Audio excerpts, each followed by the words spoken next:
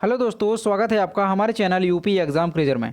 दोस्तों, आज के वीडियो में हम 14 मार्च से संबंधित उत्तर प्रदेश करंट अफेयर और इसके अलावा यूपी एग्जाम्स के लिए मोस्ट इंपॉर्टेंट करंट अफेयर के क्वेश्चंस को डिस्कस करेंगे और हर एक क्वेश्चन से रिलेटेड आपको फैक्ट भी बताएंगे। और वीडियो के अंत में हम आपसे एक क्वेश्चन भी पूछेंगे जिसका जवाब आपको कमेंट बॉक्स में देना है।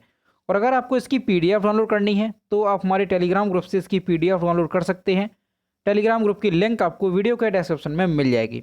तो चलिए आज का वीडियो शुरू करते हैं। पहला क्वेश्चन है, हाल ही में उत्तर प्रदेश में कहां पर होटल ताज खोलने की घोषणा की गई?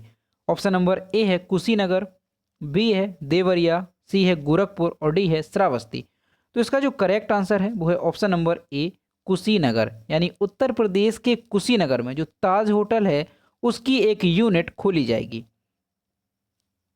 बुद्ध की नगरी कुशीनगर में उत्तर प्रदेश सरकार विकास के कई बड़े कदम उठा रही है। खबरों के अनुसार जल्द ही यहां पर लग्जरी होटल ताज की चेन चलाने वाली कंपनी बड़ा निवेश करेगी। ताज होटल का निर्माण इंडियन होटल्स टाटा समूह के द्वारा किए जाने की संभावना है। तो दोस्तों, आपको याद रखना है कि जो ताज होटल है उसकी जो नई यूनिट स्थापित होगी वो कहाँ पर होगी? तो उत्तर प्रदेश के कुशीनगर में इसे स्थापित किया जाएगा। और ये जो नया होटल बनेगा ताज होटल, इसका निर्माण कौन करेगा? तो इंडियन होटल्स टाटा समूह के द्वारा इसका निर्माण किया जाएगा। अब दोस्तों, ये जो ताज होटल है इसकी नई यूनिट कुशीनगर में क्यों स्थापित की जा रही है?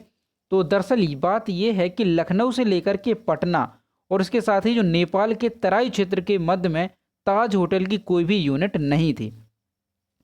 और इसी के लिए जो ताज होटल के CEO हैं उन्होंने कुशीनगर का दौरा किया और उन्होंने देखा कि कुशीनगर जो है वो उपयुक्त जगह है, क्योंकि कुशीनगर का पुरातात्विक महत्व भी बहुत अधिक है। ये जो कुशीनगर है ये भगवान बुद्ध से जुड़ी हुई है और यहाँ पर कई सारे प्रसिद्ध स्थल भी हैं, जैसे कि महापरिनिर्वाण मंदिर है, रामाभार स्तूप है, बौद्ध संग्रहालय है, माथा कौर मंदिर है और इस तरह से कई सारे प्रसिद्ध यहाँ पर स्थल हैं। और दोस्तों, यहाँ पर अंतर्राष्ट्रीय एयरपोर्ट भी बन चुका है, जिससे कि जो भी पर्यटक होंगे, जो भी आगंतुक होंगे, तो उनके लिए कनेक्टिविटी अच्छी प्रदान होगी।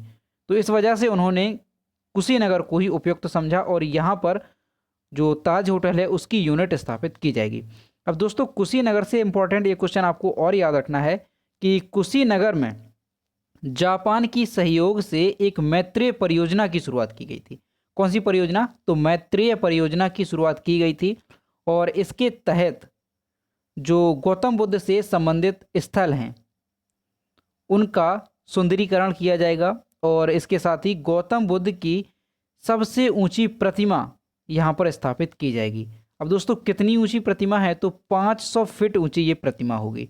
ठीक है, ये विश्व में सबसे ऊंची गौतम बुद्ध की प्रतिमा होगी जो कि मैत्रेय परियोजना के तहत स्थापित की जाएगी। कहाँ पर? कुशीनगर में। ठीक है, तो ये आपको ध्यान में रखना है। और ये जो मैत्रेय परियोजना है ये किसकी सहायता से? तो जापान की सहायता से इस मैत्रेय परियोजना की शुरुआत की गई थी। ठीक है, तो ये सारे क्वेश्चन आपको कुशीनगर से रिलेटेड याद रखने हैं।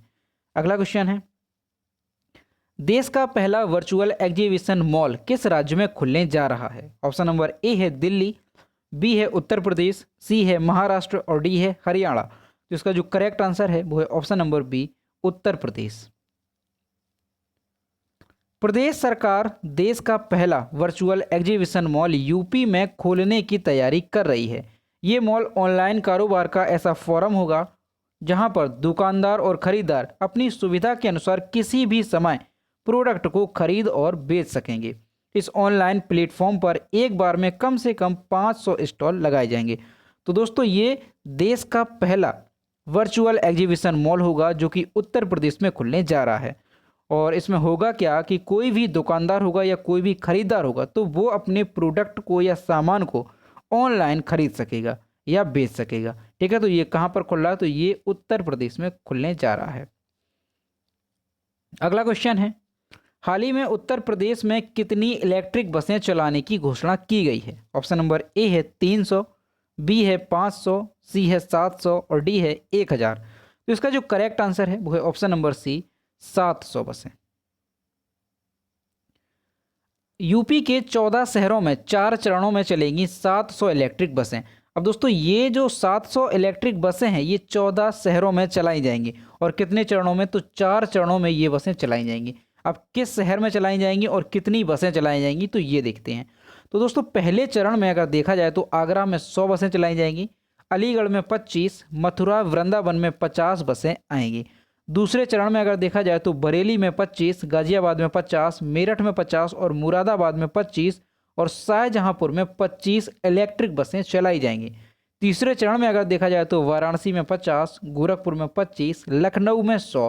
अब जो लखनऊ में 100 इलेक्ट्रिक बसें चलेंगी उसमें दुबग्गा लखनऊ के लिए 30, विराजखंड गोमती नगर लखनऊ के लिए 10, राम राम बैंकिंग क्रॉसिंग अलीगंज के लिए 10 और राजीपुरम के लिए 10 और P4 पार्किंग वृंदावन योजना के लिए 40 बसें शामिल हैं। चौथे चरण में अगर देखा जाए तो कानपुर के लिए 100, झांसी के लिए 25 और प्रयागराज के लिए 50 इलेक्ट्रिक बसें चलेंगी। तो दोस्तों ये थी उत्तर प्रदेश में जो 700 इलेक्ट्रिक बसें चलाई जाएंगी और ये 14 शहरों में चलेंगी और 4 चरणों में इन्हें चलाया जाएगा। ठीक है, तो ये किस शहर में कितनी चलेंगी ये भी हमने आपको बताया, तो ये आपको याद रखना है। अगला क्वेश्चन है, हाल ही में उत्तर प्रदेश के कितने पर्यटक आवास गृहों को लीज पर देने की तैयारी की गई है? ऑप्शन नंबर ए है 10, बी है 15, सी है 20 और डी है 30। तो इसका जो करेक्ट आंसर है वो है ऑप्शन नंबर डी 30। पर्यटक विभाग 30 पर्यटक आवास गृहों को लीज पर देने जा रही है। इसमें मथुरा, आगरा, सिद्धार्थनगर, मिर्जापुर के आवास गृह भी शामिल हैं। इससे पहले विभाग 6 आवास गृहों को लीज पर दे चुका है। यह लीज 30 साल की होगी और इसके बाद संतोषजनक होने पर इसे बढ़ाया जा सकेगा। तो दोस्तों आपको याद रखना है कि उत्तर प्रदेश सरकार जो है वो 30 पर्यटक आवास गृहों को लीज पर देने जा रही है और ये जो लीज होगा ये 30 साल का होगा और अगर संतोषजनक परिणाम मिलता है तो इसे और भी बढ़ाया जा सकता है। अब दोस्तों ये जो पर्यटक आवास गृह हैं वो कौन कौन से हैं जिन्हें लीज पर दिया जाएगा? तो यहाँ पर आप देख सकते हैं ये 30 आवास गृह हैं जिसे लीज पर दिया जाएगा और इसे आप लोग देख सकते हैं। ठीक है, अब आवास गृह ये जो होते क्या है पर्यटक आवास गृह, तो आपको ध्यान रखना है जैसे कोई भी प्रसिद्ध स्थल होता है, ठीक है, कोई भी दर्शनीय स्थल होता है तो उसके पास में एक आवास गृह बनाया जाता है जिससे कि देश विदेश से आने वाले जो पर्यटक होते हैं वहाँ पर वो ठहर सकें। ठीक है, तो उनको जो पर्यटक आवास गृह हैं उनको लीज पर दिया जाएगा। तो आपको ध्यान में रखना है कि 30 पर्यटक आवास गृहों को लीज पर दिया जा रहा है और कौन कौन से हैं, तो यहाँ पर ये सारे नाम हैं, आप इन्हें पढ़ सकते हैं। अगला क्वेश्चन है, मार्च 2021 में मध्य प्रदेश के कितने राष्ट्रीय उद्यानों में रात्रि सफारी शुरू की गई है? ऑप्शन नंबर ए है 3, बी है 4, सी है 5 और डी है 6। तो इसका जो करेक्ट आंसर है वो है option number A 3। Madhya Pradesh ने 3 राष्ट्रीय उद्यानों जैसे बांधवगढ़ राष्ट्रीय उद्यान, पेंच राष्ट्रीय उद्यान और कान्हा राष्ट्रीय उद्यान में रात्रि सफारी शुरू की है। पेंच राष्ट्रीय उद्यान में शाम 5:30 बजे से रात 10:30 बजे तक सफारी होगी। इसमें रॉयल बंगाल बाघों और चित्तीदार हिरणों के उच्चतम घनत्व का घर यानी कि बांधवगढ़ राष्ट्रीय उद्यान भी शामिल है, जहां पर शाम 6:30 बजे से रात 9:30 बजे तक सफारी होगी। कान्हा राष्ट्रीय उद्यान में सफारी शाम 7:30 बजे से शुरू होकर के रात 10:30 बजे तक समाप्त होगी। तो याद रखना है दोस्तों आपको मध्य प्रदेश में 3 राष्ट्रीय उद्यानों में रात्रि सफारी की शुरुआत की गई है और वो कौन कौन से राष्ट्रीय उद्यान हैं 3? तो ध्यान रखना है बांधवगढ़ राष्ट्रीय उद्यान है, पेंच राष्ट्रीय उद्यान है और कान्हा राष्ट्रीय उद्यान है। अब यहाँ पर जो पेंच राष्ट्रीय उद्यान है उसमें रात्रि सफारी कब से कब तक शुरू होगी? तो 5:30 बजे से शुरू होकर के ये 10:30 बजे तक चलेगी और जो बांधवगढ़ राष्ट्रीय उद्यान है उसमें 6:30 बजे से शुरू होकर के 9:30 बजे तक चलेगी और जो कान्हा राष्ट्रीय उद्यान है उसमें 7:30 बजे से शुरू होकर के रात 10:30 बजे तक ये रात्रि सफारी चलेगी। तो आपको ध्यान रखना है कि मध्य प्रदेश में 3 राष्ट्रीय उद्यानों में रात्रि सफारी की शुरुआत की गई है। और दोस्तों मध्य प्रदेश में ही देश में अगर पूछा जाए कि किस राज्य में सबसे अधिक राष्ट्रीय उद्यान है तो मध्य प्रदेश में ही सबसे अधिक राष्ट्रीय उद्यान है, तो ये भी आपको याद रखना है। अगला क्वेश्चन है, निम्न में से किस राज्य की राज्यपाल को top 20 global women of excellence 2021 पुरस्कार से सम्मानित किया गया है? ऑप्शन नंबर ए है आंध्र प्रदेश, बी है तेलंगाना, सी है मध्य प्रदेश और डी है गुजरात। तो इसका जो करेक्ट आंसर है वो है option number B Telangana. Telangana की राज्यपाल तमिलिसाई सौंदरराजन को top 20 global women of excellence 2021 पुरस्कार से सम्मानित किया गया है। राज्यपाल को यह पुरस्कार नेपरविले, इलिनोइस, शिकागो में 9वीं वार्षिक कांग्रेस अंतर्राष्ट्रीय महिला दिवस समारोह रूप में प्रस्तुत किया गया है। तो दोस्तों याद रखना है आपको कि top 20 global women of excellence 2021 का पुरस्कार किसे दिया गया है, तो तेलंगाना की राज्यपाल तमिलिसाई सौंदरराजन को इस पुरस्कार से सम्मानित किया गया है। और यहाँ पर इमेज में देख सकते हैं, ये है तेलंगाना की राज्यपाल तमिलिसाई सौंदरराजन, जिन्हें इस पुरस्कार से सम्मानित किया गया है। अगला क्वेश्चन है, अब यहाँ पर दोस्तों तेलंगाना की बात है तो तेलंगाना के बारे में जान लेते हैं। तो ये है मैप में तेलंगाना। तेलंगाना की कैपिटल है हैदराबाद। तेलंगाना के चीफ मिनिस्टर हैं के चंद्रशेखर राव और तेलंगाना के गवर्नर हैं तमिलिसाई सौंदरराजन। अगला क्वेश्चन है, महाशिवरात्रि के दिन ही रथ महोत्सव निम्न में से किस राज्य या केंद्र शासित प्रदेश में मनाया जाता है? ऑप्शन नंबर ए है केरल, बी है असम, सी है जम्मू कश्मीर और डी है दिल्ली। तो इसका जो करेक्ट आंसर है वो है option number C, Jammu Kashmir. Mahashivratri के इस त्यौहार को स्थानीय रूप से कश्मीर में हेरत के रूप में जाना जाता है, जिसे जम्मू कश्मीर में कश्मीरी पंडित समुदाय द्वारा धार्मिक उत्सव के साथ वटुकनाथ पूजा भेंट के रूप में मनाया जाता है। 3 दिवसीय उत्सव 11 से 13 मार्च तक मनाया गया। यह त्यौहार कश्मीरी पंडित समुदाय के बीच बहुत महत्व रखता है, जो इसे देवी पार्वती के साथ भगवान शिव के विवाह के रूप में मनाते हैं। तो दोस्तों याद रखना है कि महाशिवरात्रि के दिन इस त्यौहार को मनाया जाता है और जम्मू कश्मीर में इस त्यौहार को क्या कहा जाता है, तो हेरत के नाम से इस त्यौहार को जाना जाता है। तो यहाँ पर जम्मू कश्मीर की बात है तो दोस्तों जम्मू कश्मीर के बारे में जानते हैं। ये है मैप में जम्मू कश्मीर। जम्मू कश्मीर की कैपिटल क्या है? तो दोस्तों जम्मू कश्मीर की 2 कैपिटल हैं, एक तो होती है श्रीनगर और एक होती है जम्मू। अब जो श्रीनगर है वो कब होती है, तो समर की कैपिटल होती है श्रीनगर और जो विंटर की कैपिटल होती है वो होती है जम्मू। ठीक है, तो ये आपको याद रखना है कि जम्मू कश्मीर की 2 कैपिटल है। अब यहाँ पर चीफ मिनिस्टर की सीट जो है वो अभी वैकेंट है और यहाँ पर जो लेफ्टिनेंट गवर्नर हैं वो है मनोज सिन्हा। अगला क्वेश्चन है, मध्य प्रदेश में अनुगूंज 2021 का आयोजन किसके द्वारा किया जा रहा है? ऑप्शन नंबर ए है उद्यानिकी तथा खाद्य प्रसंस्करण विभाग, बी है गृह विभाग, सी है वन विभाग और डी है स्कूल शिक्षा विभाग। तो इसका जो करेक्ट आंसर है वो है ऑप्शन नंबर डी, स्कूल शिक्षा विभाग।